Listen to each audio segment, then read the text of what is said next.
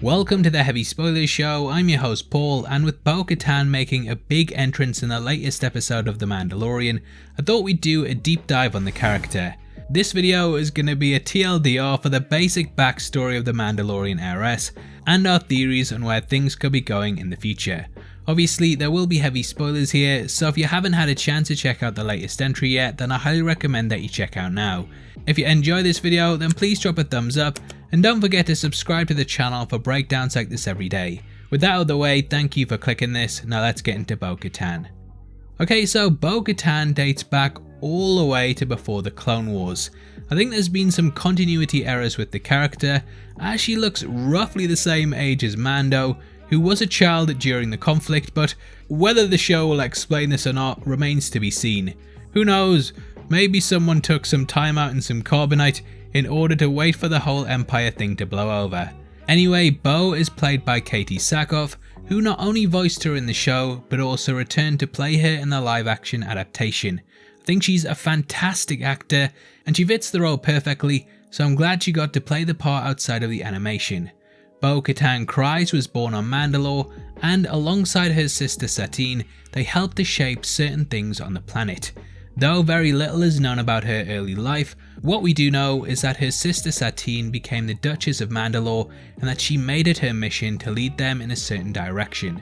As we learn from the third episode of season 2, there are many traditions and beliefs within Mandalorian culture, and just in that Din Djarin refuses to remove his helmet, Bo is more than happy to. The cultures on Mandalore go far beyond this as well, and Satine wished to create a pacifist lifestyle for the people of the planet, which would be something similar to what we saw on Naboo. Mandalore had been completely decimated by war, and it was headed for a downward spiral, thus Satine believed that she needed to do something. You see, before Satine's intervention, Mandalorians were seen as conquerors, and the Duchess wanted to drive them away from this way of life. Because of the planet's rich supply of Beskar, the locals were able to mine it and transform it into their armour.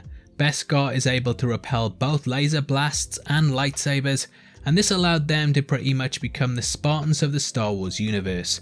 Long before Bo was born, their leader Terra Vizsla actually wielded a lightsaber known as the Darksaber, and this became a ceremonial weapon that we'll discuss in a bit.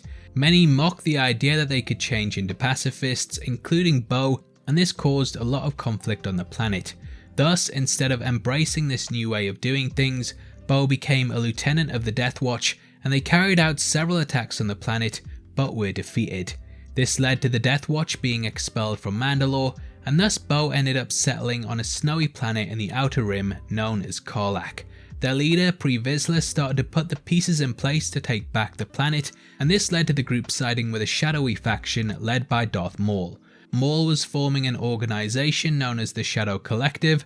That was basically, well, a collective of shadowy organisations that would be used by the Sith in order to get him power. He promised the Death Watch that he would help them take back the planet, but Bo had her doubts.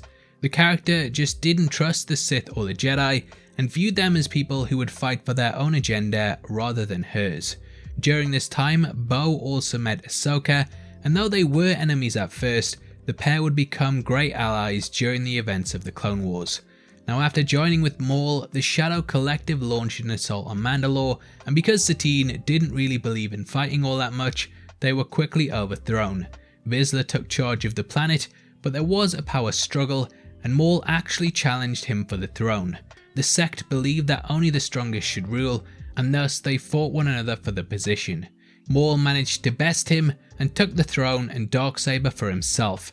This is where Bo really forged her own destiny, and after watching the leader she'd served get decapitated in front of her, she and other loyalists decided that they wouldn't recognise Maul's rule.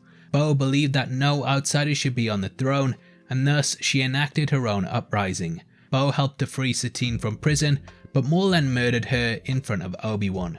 You see, Obi-Wan kinda had a thing for Satine growing up, and he actually admitted that he would have left the Jedi Order if she'd asked him to. This was a real kick in the teeth for the character, and it also kick-started the great power struggle of Mandalore. This still doesn't even really feel like it's been settled after the fall of the Empire, and it's one of the main driving forces in Bo's life. Now, Bo ended up becoming allies with Ahsoka in a bid to take back Mandalore. Ahsoka had left the Jedi Order, but she was still extremely skilled in the ways of the Force and more than capable as a Jedi. Mandalore once more descended into a civil war, but Bo managed to take back the planet due to help from clone troopers and Ahsoka. Bo was appointed the Regent of Mandalore, but that didn't mean it was over. After the events of Order 66, Emperor Palpatine told her that the planet would have to join the Galactic Empire, but Bo refused to do this. Thus she was expelled, and Mandalore was taken over by Palpatine and Clan Saxon. Mandalore was further thrown into conflict, and another civil war arose on the planet, with the Clan Wren of Crownist rising up against the Empire. During this time, Bo met Countess Ursa and Sabine Wren, who became big characters in Star Wars lore. Now, in case you missed our video in which we discussed how we thought Sasha Banks was playing Sabine, here's a quick catch up. Sabine was basically a member of the Imperial Academy who thought that she was aiding the Empire in bringing peace to her planet. However, after she realised that her weapons were actually being used as a way to oppress the people, she turned against the Imperials. Sabine fled and joined a rebel group known as the Spectres, and we follow her throughout the animated series Rebels. Now, Sabine actually discovered the Darksaber on Dathomir, aka Darth Maul's home planet, and the character even wielded it herself. Like many of the Mandalorians, Sabine believed that whoever held it would be the true ruler of the planet. She ended up returning to Mandalore and managed to defeat the Imperial forces. Sabine gifted Bo the Darksaber, and she finally got to be the leader of the Mandalorians. Now, whilst this did give the character a happy ending for a bit, Moff Gideon had to ruin all that, and we did learn in The Mandalorian that he and his forces had seized the planet.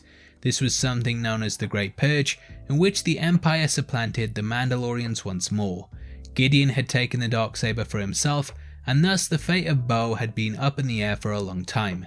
Many people believe that Bo would not part with the blade, and that she may have lost it along with her life in combat.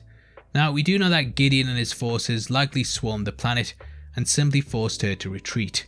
We do know the Mandalorians are spread thinly throughout the galaxy, and many, including Din Djarin, believe that after all the conflicts that the planet has become inhospitable.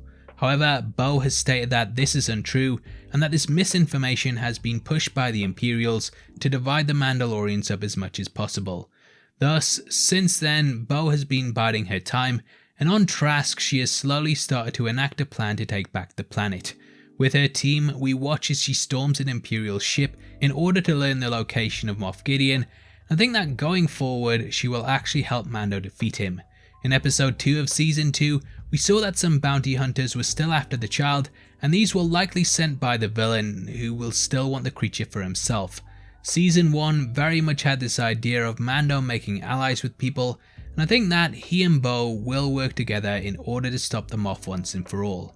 You have to know that at this point, Mando doesn't actually know that the Moff is alive, and as he was never brought up during the conversation with Bo, it is likely that the two don't realise they're after the same thing. After Mando meets with Ahsoka, it is possible that he will learn the identity of the person wielding the Darksaber, as he doesn't really know at this point, and this could then make him return to Bo. By the time he's gone through all this, we will be further into the series, and Bo will have had time to gather more armaments, so who knows, we might actually see Mando and co team up to take back Mandalore. It's the character's destiny to be the ruler of the planet, and I really hope that she finally accomplishes her goal and gets some more closure on it. Anyway, that should be everything you need to know about Bo, and obviously I'd love to hear your thoughts on her and where you think things could be going in the future. Make sure you comment below and let me know, and if you enjoyed this video then please drop a thumbs up. We've also dropped a big episode on the ins and outs of the latest entry, so if you want to come check out some cool little Easter eggs in there, then definitely go watch it after this. Don't forget we're giving away 3 copies of the Marvel Phase 2 box set, and all you have to do to be in with a chance of winning is like the video, make sure you subscribe with notifications on, and drop a comment below. The winner is going to be chosen at random on the 30th of November, so make sure you get involved. If you want to support the channel and get to see content early, then please consider clicking the join button below. You can also come chat to us on the Discord server, linked in the description, or at Heavy Spoilers on Twitter. Thanks for making it until the end of the video, you've been the best, I've been Paul, and I'll see you next time. Take care, peace.